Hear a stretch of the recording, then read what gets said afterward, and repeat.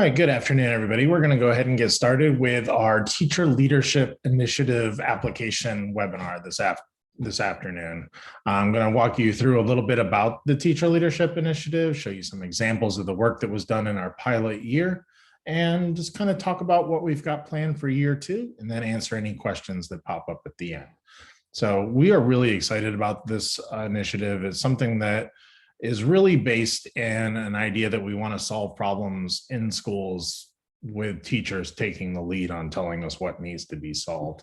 So the main part of the Teacher Leadership Initiative that I like to talk about first is really that it's an inquiry-based professional learning opportunity.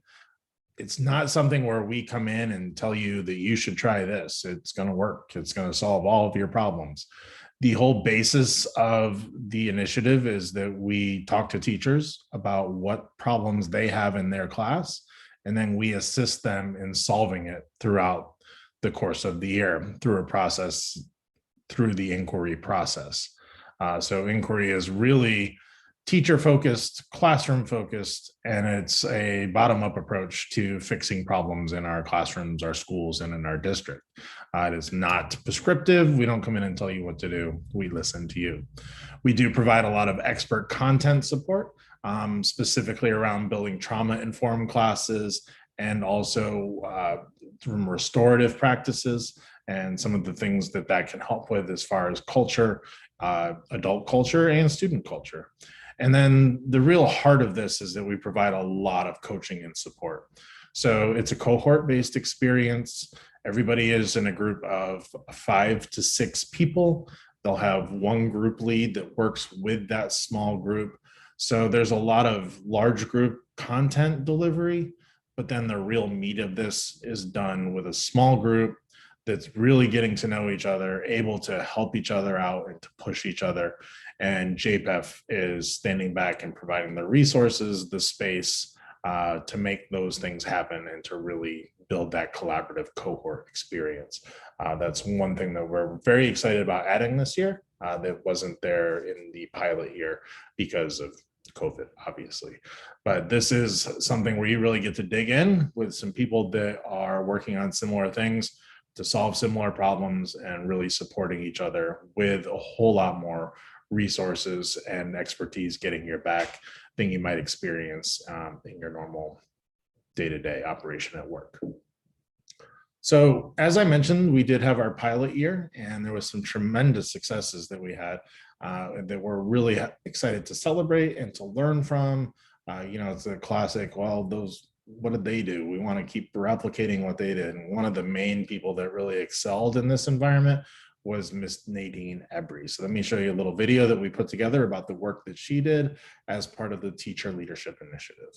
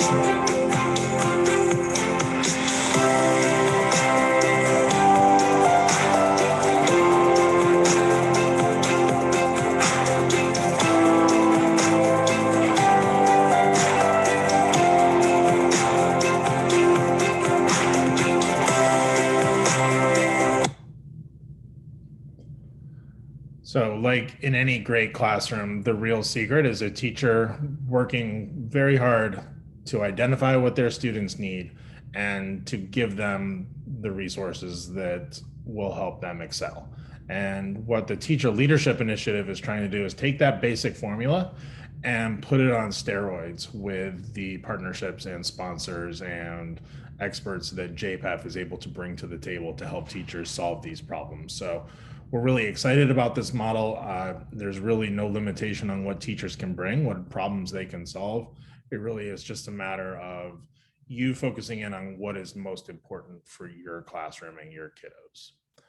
So what is inquiry overall? So those of you that don't know or haven't gotten a chance to do this, inquiry it's a fairly straightforward, simple process.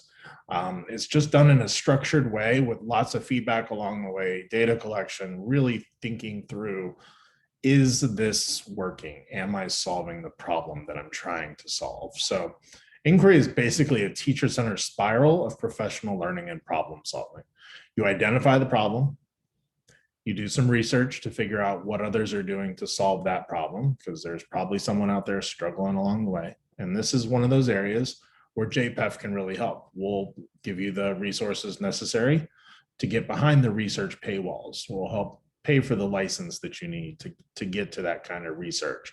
We'll help identify really effective research for you. Some of our partners, that's what they do for a living. So we can go to them instead of you spending 4 hours on Google trying to find the just right article to help you.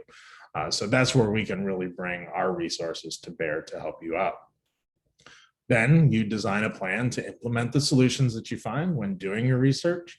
You know, it's like any other lesson plan. You set it up, you start doing it, and it's going to go wrong at some point. And you're just kind of evaluating your progress as you go and really trying to identify what's working and what's not. You're collecting data in a very purposeful way so that you're not doing a solution and just saying, oh, it feels good. I feel like we're doing a good job. No, you've got actual results that are showing you that you're doing the correct things. And when you're not doing the correct things, you have your cohort, you have your group that's going to help you problem solve and try the next thing so that you can ultimately get to the best solution for your kiddos. So this is a cycle that goes on and on. As you feel like you're finishing something up, there's always going to be another problem that you're trying to solve in your classroom, because at its heart, inquiry is really about equity and making sure that the needs of every student are met at your class. So it's an ongoing, nonstop process. And one of the big goals that we talk about at JPEF is we really want teachers that are out there doing this kind of work, because we know that they're going to be solving the problems of their students and working to meet the needs of each of their students in a very equitable way. So this is equity in practice with resources behind it and feedback and questions and just a real push on making sure that what you're doing is actually working and not just something that feels like it's working, because there's a big difference, as we all know. So we've had plenty of projects this year that got completed, and I just kind of put together a collage of how this looks when a project is completed. This was done by an elementary teacher at Seabreeze who really wanted to dive into student-led discussions as an equity practice in a white space. So she really got into the inquiry or the equity gaps that she saw in her school and in her classroom specifically. She started to really dive into the work that she thought needed to be done, reading the research, thinking about our kiddos in a very one-by-one, need-by-need basis. You can see here, really, she did a deep dive on each of the students and their needs, started to do the research, started to think about how these essential questions about how she can structure her class differently, started collecting data about how it was going to go. And you can see here, there's phase 1 of the findings, and then there's phase 2 of the findings, because this is circular. This is not a linear process. This is, you're supposed to make mistakes along the way. It really exemplifies a growth mindset and what that means to work in actual practice. So, that's one of the things, if you think you have a strong growth mindset, this is probably something you're going to really enjoy, because it's kind of that never-ending quest for the ideal classroom. We all know that that's what we're shooting for, but I don't know anybody yet that's found it. So that's what we're really trying to set up is that cycle of continuous learning. So you can see kind of from this how the presentation is laid out, it's tracked in a very consistent way, it's developed in a very consistent way, and in a way that can ultimately be spread to other people.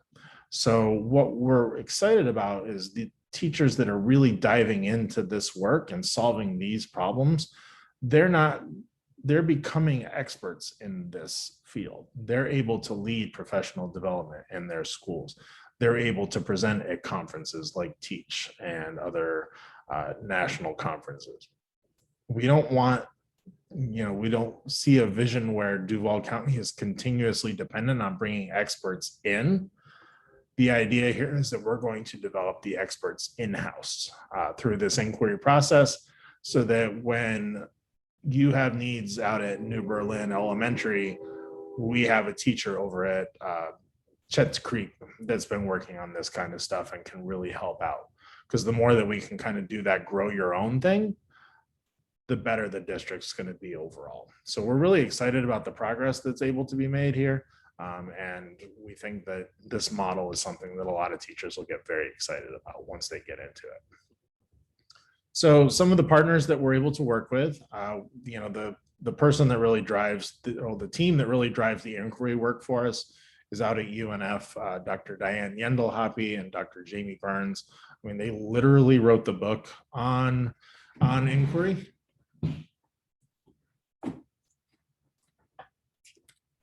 This is our Bible in the Teacher Leadership Initiative. And Dr. Yendel-Hoppe was a major part of writing that, how to execute inquiry.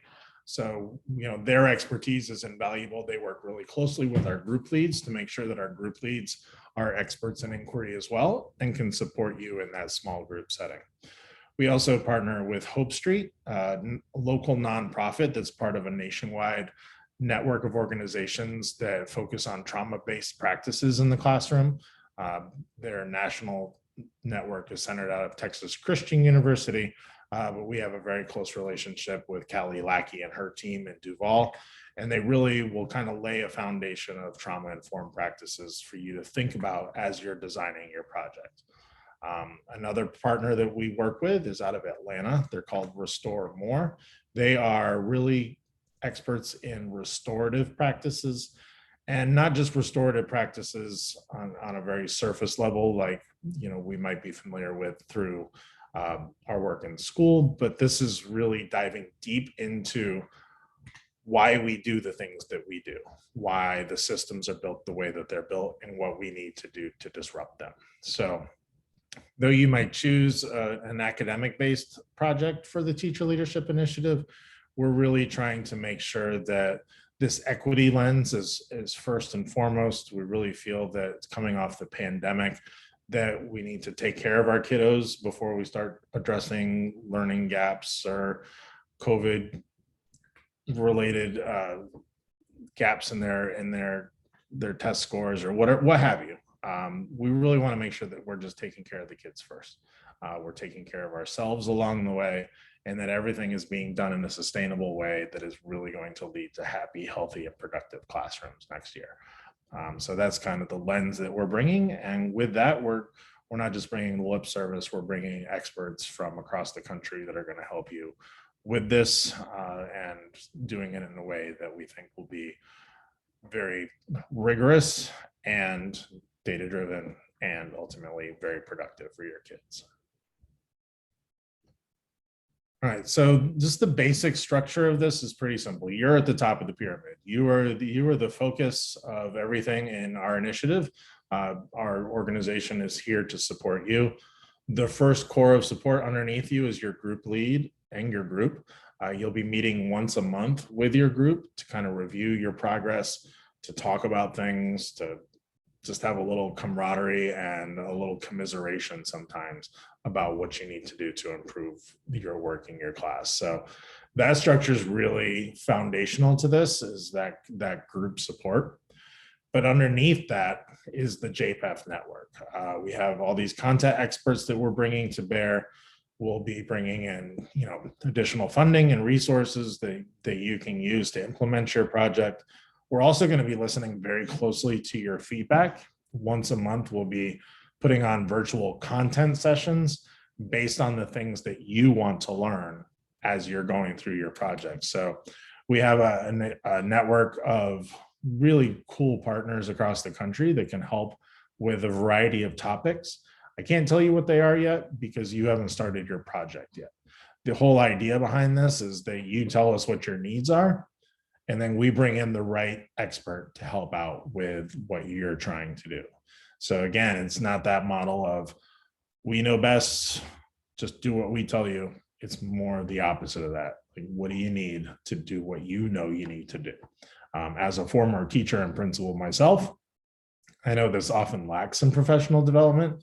It's a difficult way to do professional development until you get it up and running, but we're really excited about this model and what it's bringing to the table. All right, so what's in it for you? Besides an amazing project that's going to drive your improvement as a teacher and really help you improve whatever you need to improve in your class. We hope that's a pretty good incentive, but we do know that teachers are the busiest people in the world. And so we want to make sure that there's a little bit more that goes along with this. So we're really doing this with an eye on developing you, providing you the resources necessary to do this and the incentivization to do this as well. So if you complete all the requirements of the initiative, you'll receive a $1,000 grant for your classroom at the end. You'll have a project supply budget as you go. You'll have a budget to access research as you go. DCPS has been wonderful. They help us make sure that you get professional development hours out of this, that we just run a little form at the end so that you can keep track of everything that you're doing and you get credit for it when it comes time to renew your certification. You know, as I've harped on, you get a lot of coaching and expertise. And lastly, I like to point out that we're tapped into a lot of fellowships and grants and other things that are out there for teachers, and those in the Teacher Leadership Initiative will be first in line for our support and help with those fellowship opportunities.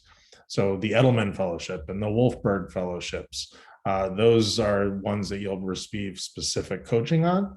And you'll be able to see how that connection can be made between those fellowships and the inquiry work that you're doing in your class. So basically, you know, we try to bring you into the JPEF family, and things that come across our desks as opportunities for teachers, you will certainly be first in line for. And we hope that this is part of an ongoing process where, you know, our fellows become our group leads and our group leads become our content experts, and that cycle continues as we work to build this across the district. So just wanted to quickly go over some of the questions that are on the application. We tried to keep the application pretty straightforward and to not burden you. We know it's a difficult time of the year, so we do want to honor that, but there are some things that we wanted to screen for and to really make sure that people are aware of heading into this. So first of all, we start off with just an understanding of the inquiry process. And this is something you don't need to know right off the bat.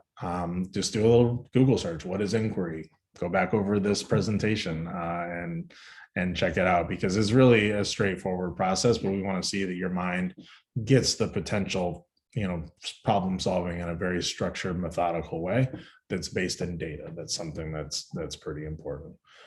As I've also mentioned, equity is a huge part of our lens here, and what we're trying to drive towards is the most equitable district possible. So we want to hear about what you're already doing to make your class as equitable as possible. I also mentioned the importance of a growth mindset. So, you know, we want to see that you're thinking about your classroom critically. If you're a teacher that thinks that you got this and that you don't really need to improve, you just need to keep running the same playbook every year, this might not be the opportunity for you. We also would like to hear a little bit about your behavior management practices and philosophy, what makes you tick as a teacher, and then a little bit about your time management, because that's a question that we get often, like what the time commitment is. So we want to hear a little bit about your organizational strategy, and something that I think is really key is working smarter, not harder. So everybody has to do an ippy-dippy at the beginning of the year, and this is a great opportunity to kind of fold that ippy-dippy process into something really structured, meaningful, and very well supported and resourced as you go throughout the year.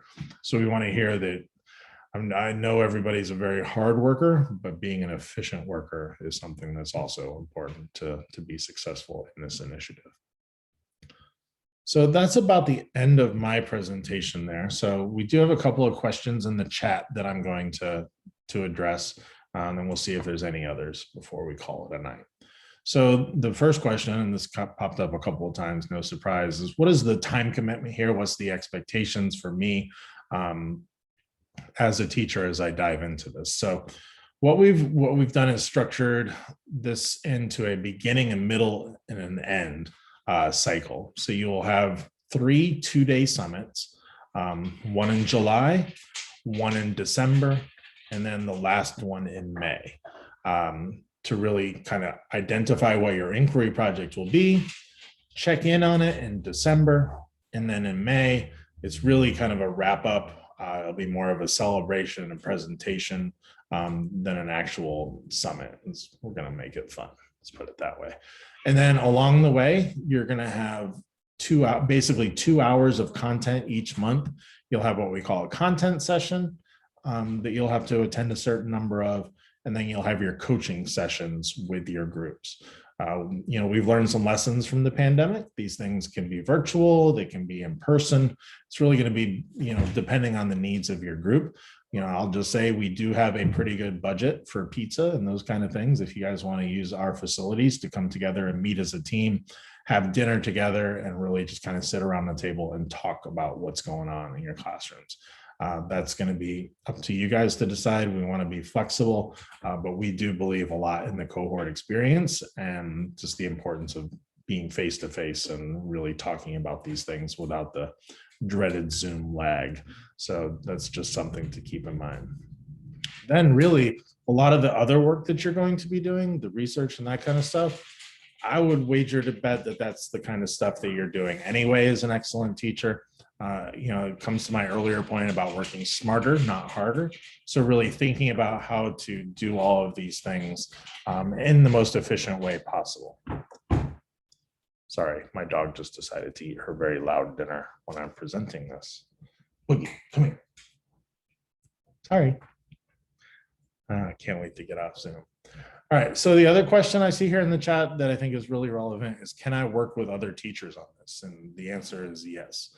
Our dream scenario is that you start working on the project and see opportunities to loop in your teammates and your people on your school that you're working with, and to really see this as an opportunity to drive performance across the school. We'll also talk a lot about working with your principal on this project to make sure that you're working on things that are priorities for them as well, so that we can amplify impact. There's a lot that goes into managing a project like this in a way that's going to be ultimately as successful as possible. And one of the big things that we believe in is the collaboration that can come with it. So we'll train you up, we'll bring in some principals to talk to you all, and we'll have just a lot of experts that you can pick the brains of to see how this can best be done in your school. And ultimately, as I mentioned at the end of the day, we want you to become experts in these topics that you're working on and to continue these cycles as you go forward. So that's going to be driving a lot of what we do. And we're really hopeful that that's going to be the cycle that you continue on with as you complete your project. So with that, just let me check the chat, see if there's any more questions. All right, not seeing any. Just remind everybody that the deadline is coming up for the Teacher Leadership Initiative. We will be having a rolling deadline, I think. So the first deadline is May 16th, but we might have a second deadline a couple of weeks later. We do really want to be respectful of the year that you're having. I know there's a lot of challenges that come with post-test teaching, and we want to make sure that we're supporting as much as possible. But if I didn't mention already, my name is Warren Buck. I am the Director of Teacher Leadership. And if there's any other questions that you have along the way, please feel free to reach out. Warren at jaxpef.org. You'll see a lot about this on our social media, the JPEF social media on Facebook and Instagram and LinkedIn and other places. So please don't hesitate to reach out. And thank you all so much for joining this evening. We'll talk to you later.